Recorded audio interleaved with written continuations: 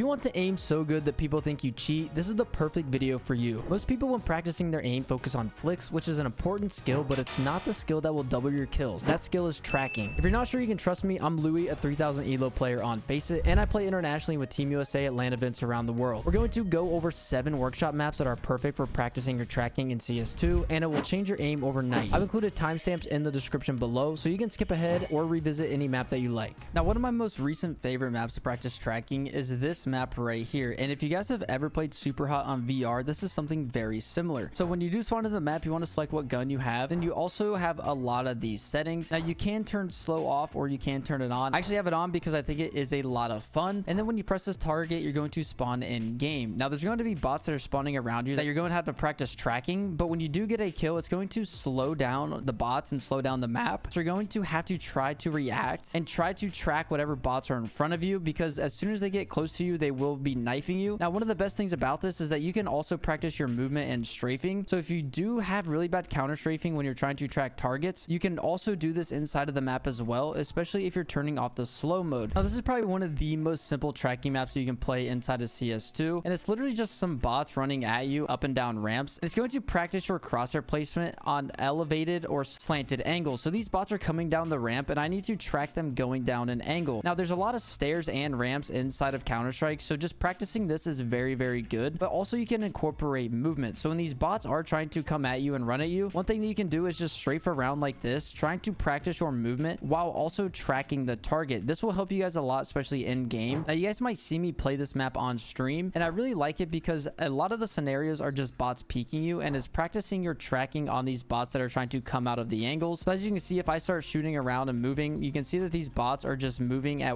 wherever they're peeking, and it really sets up really good crosshair placement and tracking. This map also does offer other things as well, with like an aimbot scenario here in the back, but since this focuses more about tracking, I would definitely stay over here in this area, because you can just strafe around and try to practice the bots that are peeking out of the angles and really try to incorporate movement as well. So if you are struggling to find a good warm-up map that really incorporates tracking, movement, and all the different shooting styles, I definitely would recommend this one. Before we move on to the 4th map, let me tell you about the Monkey. Skins Monkey is a CS2 skins trading site marketplace that provides an instant way to get new skins. My favorite thing about Skins Monkey is that I can trade skins that I no longer want and trade it for a skin that has equal value. If you use code LouisCS2, you get a $5 bonus on your first trade, and if you want to buy skins, you can get a 30% deposit bonus plus an extra 5% using my code. The link is down in the description. Thank you, Skins Monkey, for sponsoring this video. So one thing that we practiced in aimbots was flicking to a target that was strafing out, but this map actually helps you practice it even more. So in this map, there is a peak direction where if you do click this button, it will change the direction at which the bot peaks. But if you see when I kill this bot, it's going to re-peak out at the same angle. So there's a couple drills that you can do to really enhance your tracking and your micro adjustments if an enemy is peeking you. So one of the first things that you can do is aim kind of close to the wall and then adjust to the target when he is strafing out. This will help you if you are playing too close to an angle with your crosshair and you need to make an adjustment, and you'll start to build the muscle memory of how far you need to move your crosshair when the enemy might see me and decide to counter strafe. Now, another thing that you can do is just sit here and try to track the bot when he's going across the angle like this, and just delaying how long it takes for you to shoot. Instead of trying to instantly kill the bot here, you want to just track out a little bit and just trace the bot to get used to how fast he is moving, just like we did in aimbots. And if you do this for around 15 to 20 minutes, you'll start to